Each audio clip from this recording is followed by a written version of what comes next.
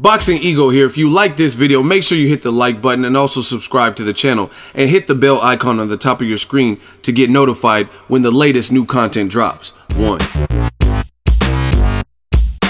Danny Garcia versus Brandon Rios is official. Stay tuned. What up, Fight World? It's your boy Ego and I'm back with some more boxing. Make sure you smash the like button. Also subscribe to the channel for the latest and greatest in boxing. If you want to become part of the gang, notification gang, please hit the bell icon. Shout out to the super chat, channel donations, the Venmo, and the Patreon family. We are working. Now, it looks like it's official. Danny Garcia versus Brandon Rios. Now, before we get into that, I want you guys to just watch this. Posted this 3 hours ago. It already got 103,000 views on my Instagram. It's pretty funny, so check it out. Boom! Oh my.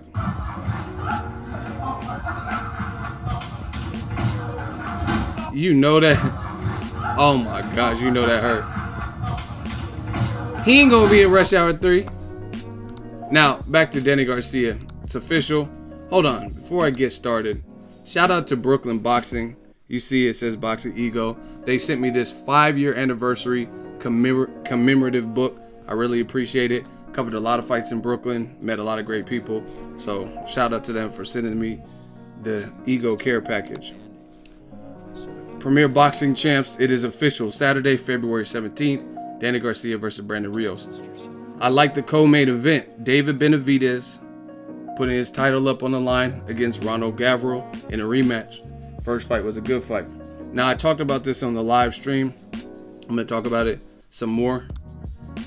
Some people, they don't like Danny Garcia for whatever reason. So it's like they have a vendetta and they're judging far too harshly on this particular fight.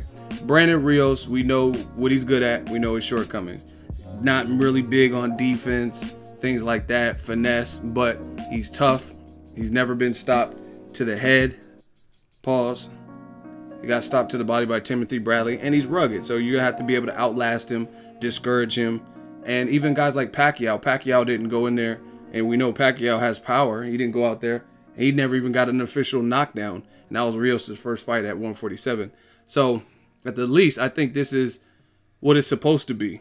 It's supposed to be Danny Garcia after taking the loss, no longer being the champion, probably trying to work some things out, taking a person like Brandon Rios who has a come forward pressure style, which he has done good with in the past, i.e.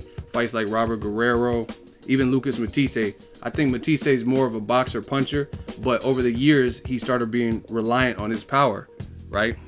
But a lot of people are putting cherries and angry and stuff like that. Like, y'all are doing too much. You know what I mean? Again, I thought y'all liked the action fights. People with Jesus Soto Caras was fighting Kamagai. Nobody cared. You know what I'm saying? When Jeff Corcoran, a champion at welterweight, chooses Gary Corcoran, I didn't see a bunch of people putting cherries on his page. You know what I'm saying? And that's a far worse fight than this, because no one even really knew who Gary Corcoran was. We at least know who Brandon Rios is. And like I said, Brandon Rios is the type of person, and I'm not trying to sell the fight. Danny Garcia should be the favorite, but to me, Brandon Rios has nothing to lose. He's been the one that's been kind of inactive. After he left Top Rank, he didn't really have a deal. Then he had one comeback fight under the PBC banner, and now he's going in there with Danny Garcia, a good name. This was actually a fight talked about, and it's just funny how things change in boxing, because at one point these two names were linked. It was people wanted to see either Danny Garcia and Brandon Rios or Brandon Rios and Adrian Broner.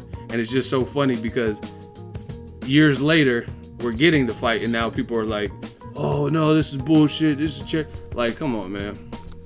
But Lomachenko is supposed to be the greatest fighter since Muhammad Ali, and he fought a guy coming off of a loss from a lower division. You know what I'm saying? And like, you gotta be realistic. Danny Garcia is no longer a champion. Danny Garcia is no longer undefeated. Danny Garcia is coming off of a loss. Danny Garcia is coming off of a layoff. By the time this fight happens in February, it'll be 11 months since he last competed. You know what I'm saying? So at the end of the day, this is, to me, this makes sense.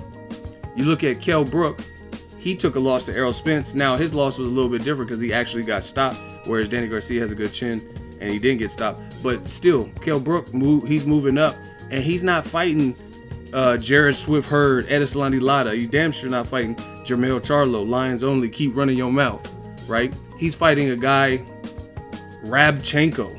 I don't even know who that is. You know what I'm saying? And people, like I said, people just pick certain fighters and they just recycle information. Danny Garcia, for whatever reason, maybe this man in the picture, y'all don't like Angel, you don't like things he say, so you want something bad to happen to Danny, or you expect him to come off a loss to Keith Thurman and immediately rematch Keith Thurman. Keith Thurman ain't even doing that. Keith Thurman and Danny Garcia both last fought in March. Keith Thurman's coming back likely to fight Jesse Vargas, who's in the same boat as Brandon Rios. You know what I mean? They both lost to Pacquiao. Like, man, that's a good example. Brandon Rios and Jesse Vargas both lost to Pacquiao, a legend, and they both moved over from the top rank to the PBC side of things and literally have like one fight, one win, and now they might get this big fight.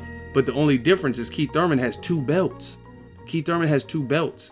Not to mention Jesse Vargas, in my opinion, I'm not dissing him, this is a fact. In my opinion, I thought he lost to Khabib Alikverdiev, but he definitely lost to Tim Bradley. So realistically, it's the same situation. But I understand it. Thurman, he has 2 belts, coming off a long layoff, and he was injured, period. So therefore, he's taking a guy like Jesse Vargas instead of going straight up with Errol Spence Jr. Now, Danny Garcia was on the losing side of the Keith Thurman bout. So, I mean, it just doesn't make sense. Sean Porter's been active. I know the Porters personally, and I know they want to fight Danny Garcia.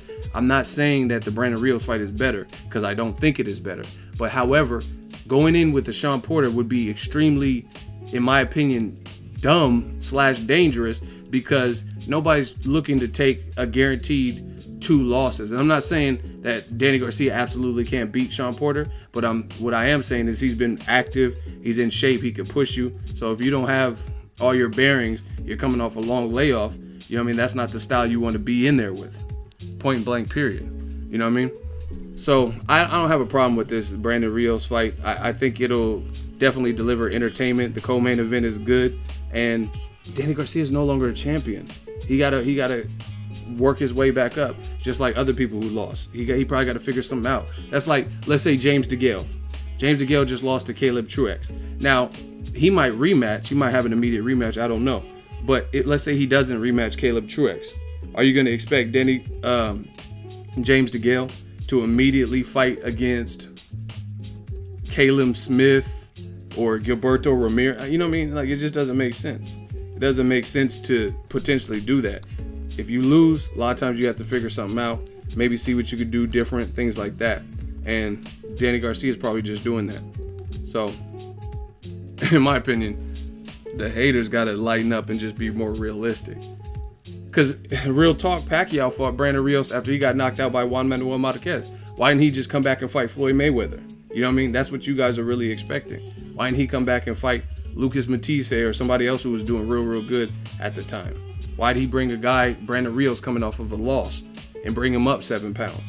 Because he had to figure some stuff out and he was on a long layoff and he got knocked out. You know what I mean? Danny Garcia didn't get knocked out, but he's coming off a loss and a long layoff, so that's still 2 of the 3. You know what I mean? Let me know what you guys think. I have no problem with the fight. I might even go to the fight. It's a West Coast fight, finally. Shout out to Brooklyn Boxing, but they've been getting a lot of the fights.